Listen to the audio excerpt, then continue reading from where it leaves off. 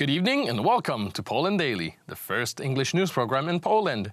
I'm your host, Benjamin Lee. A military picnic took place in Katowice on the 100th anniversary of the outbreak of the first Silesian uprising in Poland. Many high-ranking government officials took part in the ceremony, including Prime Minister Mateusz Morawiecki, who gave an opening speech. The lesson the Silesian insurgents left us in their will is not just a lesson in history, a lesson about the past. This is also a lesson about the future, about the fact that Poland is a choice, often a difficult choice. Silesian insurgents in their dramatic times of 1919, especially 1920 and 1921, had a powerful state to choose from. The Germans tempted them, "Come to us. Poland is a seasonal country," as they said. A powerful Bolshevik army stood at the gates of Warsaw.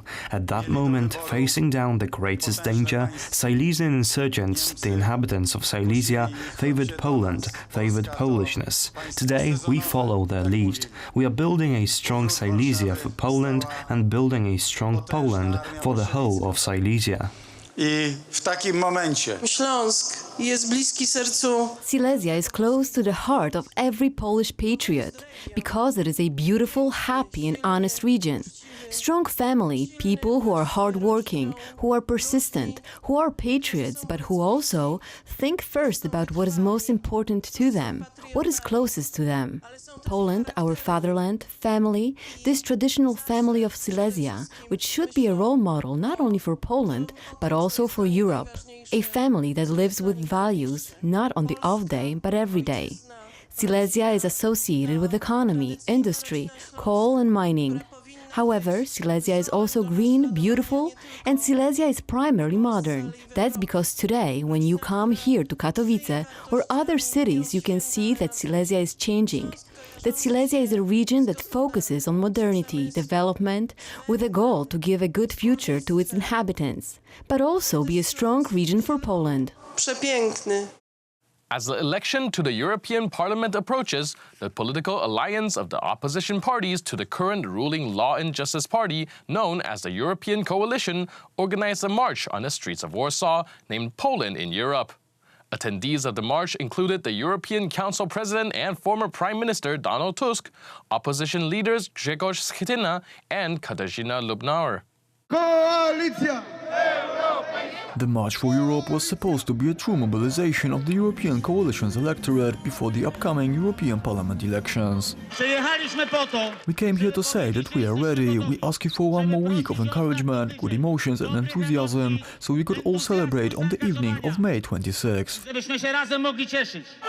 Alongside Grzegorz Schetyna marched, among others, the former Prime Minister Donald Tusk and former Presidents Aleksander Kwaśniewski and Bronisław Komorowski. In his speech, Tusk as usual said some remarks towards the leader of the currently ruling Law and Justice Party, Jarosław Kaczyński.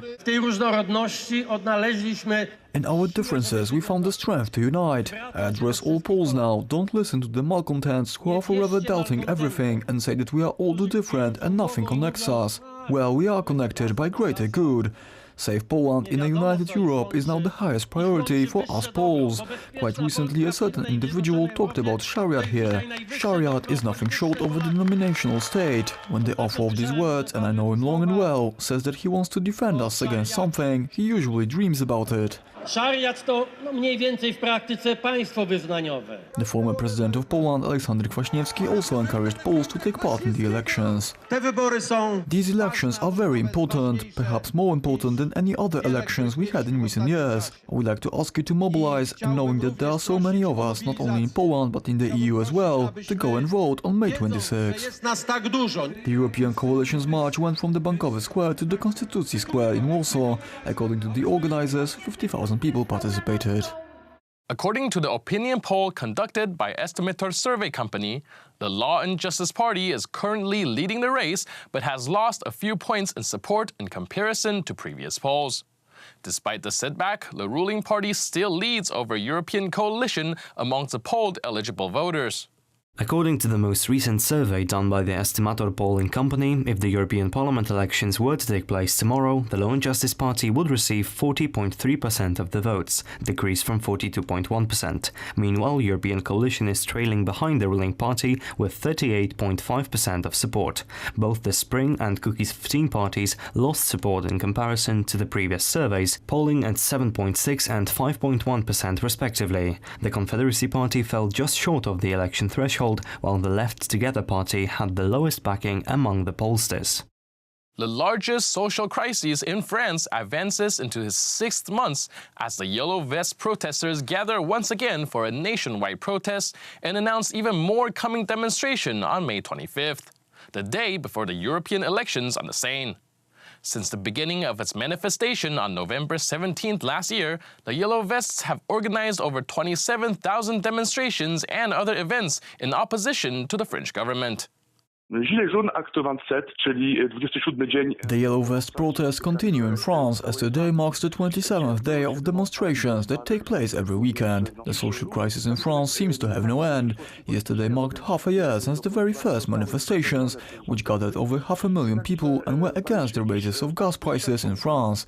Today the protests gather much less people, yet there are still a lot of voices saying that Macron needs to step down as the French president. The next protests are planned for May 25th, just hours before the European Parliament elections. That's it for today. See you next time on Poland Daily. But stay tuned for the Poland Daily Weather Report, followed by the Poland Daily Business section.